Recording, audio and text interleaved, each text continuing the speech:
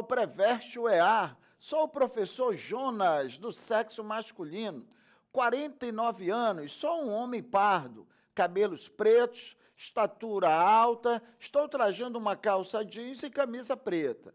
O ambiente de nossa aula é um estúdio de televisão e usarei uma tela interativa para as nossas anotações. Vestibulando, vamos começar a nossa viagem. Hoje nós vamos ver artes barroco na literatura, ok? Vamos caminhando aqui um pouco. Ora. Para você entender barroco, primeiro você tem que visitar o contexto político, histórico, social. Então, nós vamos ter o barroco como literatura, como arte do século XVI. E o que estará acontecendo na história, que estava acontecendo? Conflitos religiosos, envolvendo reforma protestante versus a contra-reforma católica. Aí, deixa eu te dizer, meu amigo vestibulando, presta atenção, a reforma protestante versus contra-reforma católica vão se encarregar de instaurar no mundo todo um panorama de pânico, medo, conflito, tensões existenciais. Então, o que nós vamos ter é um homem do barroco extremamente conflituoso. Por isso, nós dizemos que o barroco é paradoxal. O homem do barroco é um homem dividido entre os valores terrenos e os valores espirituais. É um homem dividido entre fé e razão. Por isso, a consequência é que a arte barroca, ela é uma arte paradoxal, cheia de contradições e de ideias antitéticas, tá? Muita ideia contraditória. Esse barroco, meus queridos, nós vamos ter uma linguagem rebuscada. Então, quando se fala em linguagem do barroco, nós estamos dizendo que é uma linguagem rebuscada, é uma linguagem hermética, é uma linguagem, como eu já falei, cheia de contraditoriedades, de oposições, certo? Por que, professor, que a linguagem do barroco é assim, toda cheia de contradições? Porque o conflito que o homem está vivendo, as tensões que o homem estão vivendo, vai refletir na linguagem desse homem. Então, se o homem estivesse vivendo um período feliz, de simplicidade, de tranquilidade no mundo, a linguagem, com certeza, seria uma linguagem mais simples. Todo mundo compreende? De maneira que essa contraditoriedade, esse jogo de oposições e de ideias antitéticas se refletirá numa linguagem difícil, numa linguagem hermética, numa linguagem rebuscada, cuja marca dos poemas da poesia barroca será o excesso de figuras que vão trabalhar essas contradições, ou seja, as antíteses, os paradoxos. Ok, vestibulando? Vai tomando nota. Uma das características marcantes desse barroco é o fusionismo. E o que é esse fusionismo? Ora, o autor, o poeta, ele vai tentar fundir, ele vai tentar fazer a fusão de elementos ligados ao plano terreno e ao plano espiritual. Ele vai tentar fundir os valores espirituais terrenos, como, por exemplo, o pecado e a virtude, a carne e o espírito, a fé e a razão. Então, a literatura barroca, ela constantemente vai tentar conciliar os polos opostos, os polos antagônicos, amigo vestibulando. Então, não esquece disso. Isso nós chamamos de fusionismo, certo?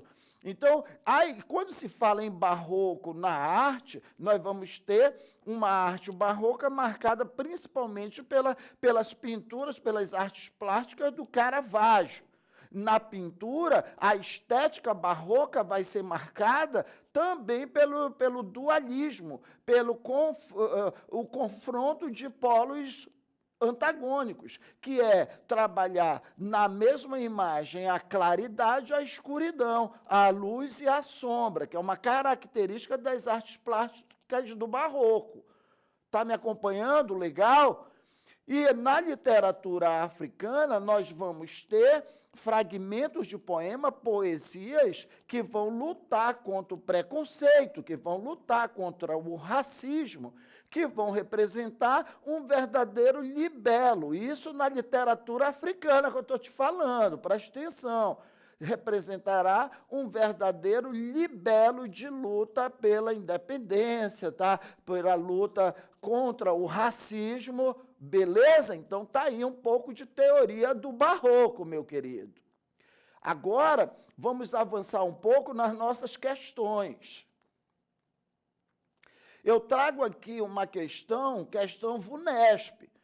Então, é uma questão de artes plásticas, que você tem que entender. Mas, Jonas, artes plásticas vai trabalhar a mesma estética barroca, aquela coisa lá do medo, das tensões, dos conflitos existenciais, o tema da efemeridade da vida, efemeridade, fugacidade do tempo, a incerteza, né, do futuro, a temática da morte, porque o homem sabe que ele é frágil, ele sabe que ele é pó, e ao pó ele não tardará a tornar. Então, a pintura barroca, tipicamente barroca, trabalhará não com temas simples, não com cores em tons mais leves. Ela vai trabalhar com temas assim, escuridão, como eu falei ainda agora, esse contraste entre luz e sombra, escuridão, claridade.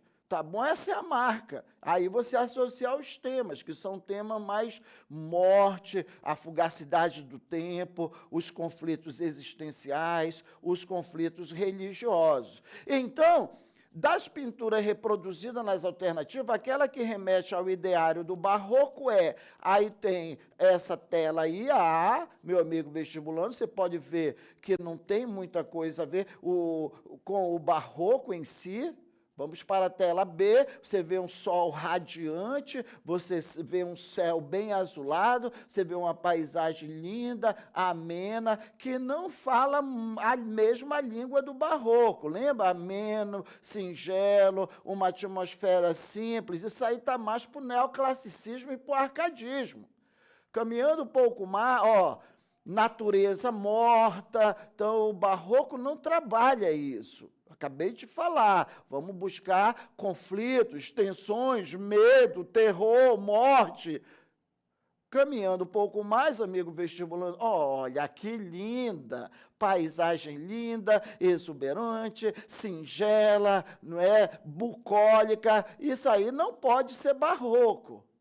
Agora sim, meu querido, observa o crânio remetendo à questão da morte, remetendo à questão da fugacidade do tempo, da efemeridade de todas as coisas. Então, não resta dúvida, essa alternativa, ela vai morrer provavelmente na letra E. Está aí, meu querido. Então, o drama, essa imagem vai refletir o drama existencial, vai refletir esse medo da morte, a consciência que o eu lírico tem de que ele é frágil frente à vida, tá bom? Frente à morte.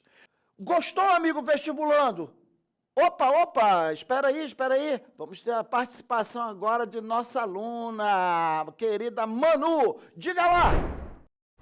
Professor Jonas, qual a relação da imagem com a estética do barroco?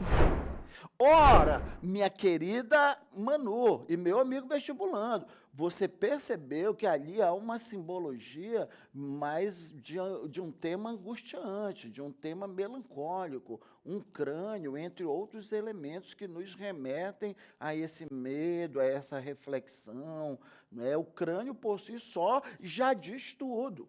É a morte, é a consciência da fragilidade do homem. Tá bom, Manuzinha? Então, qual a relação da pintura? São esses temas que remetem à melancolia, à angústia, à certeza da morte. São temas reflexivos que remetem à arte e à literatura barroca. Beleza?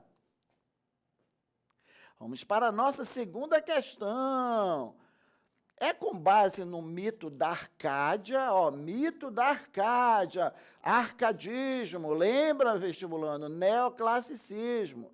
que erguem suas doutrinas, destruindo a hidra do mau gosto. Quer dizer o seguinte, traduzindo para ti, hidra do mau gosto é em relação a essa linguagem rebuscada, essa linguagem hermética, essa questão dos temas melancólicos, essa coisa dos temas angustiantes, falando sobre morte, sobre velhice, efemeridade das coisas. Isso em literatura é chamado de feísmo, meu amigo vestibulando. E os autores, os poetas barrocos amam esse tema. Os Árcades procuram realizar uma obra semelhante à dos clássicos antigos, centrada na racionalidade. Não esquece, arcadismo, racionalidade, barroco, loucura, emoção, paixões, exacerbação, medo, terror.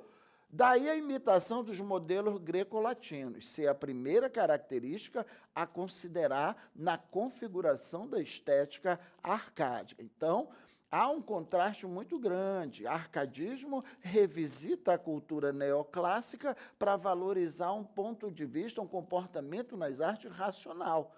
Já o barroco não, é um comportamento mais angustiante, é um comportamento mais trabalhando temas tensos, conflituosos, contraditórios, as incertezas, tá? E a certeza de que da efemeridade do tempo, da fugacidade de todas as coisas, o homem não caminhará para um outro rumo a não ser a morte. Então, esses temas diferem bastante do arcadismo. Caminhando um pouco mais, aí ele vai pedir. A hidra do mau gosto, mencionada no texto, refere-se ao estilo. Letra A, renascentista? Não.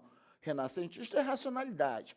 Pré-romântico? Também não. Nós estamos vivendo no período do barroco, o romantismo ainda nem nasceu. O neoclássico? Também não. Hidra do mau gosto, os neoclássicos vão condenar.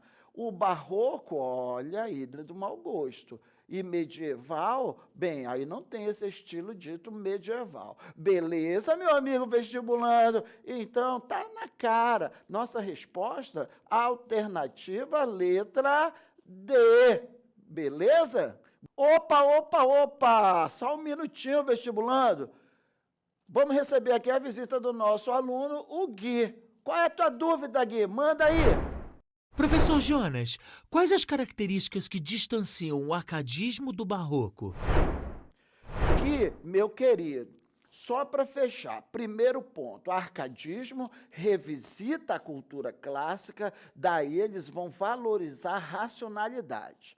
Barroco revisita a cultura medieval, valores religiosos, conflito existencial, medo, tensão, incerteza, temática da morte. Na pintura neoclássica, os tons claros, a harmonia, a singeleza dos temas, tá? A singeleza, a simplicidade, a harmonia, a simetria do poema. O barroco não. Escuridão, as imagens nas artes plásticas vão flertar com cores mais escuras, como eu falei, a estética da luminosidade, da escuridão, da luz e sombra. Tudo bem, meu querido vestibulando? Então, na aula de hoje, nós vimos o barroco e as suas referências histórico, social, suas características, e ainda confrontamos com a arte neoclássica, a literatura neoclássica, assuntos super importantes para o vestibular da UEA. Ok? Siga o Preveste UEA em todas as redes sociais. Tchau, tchau!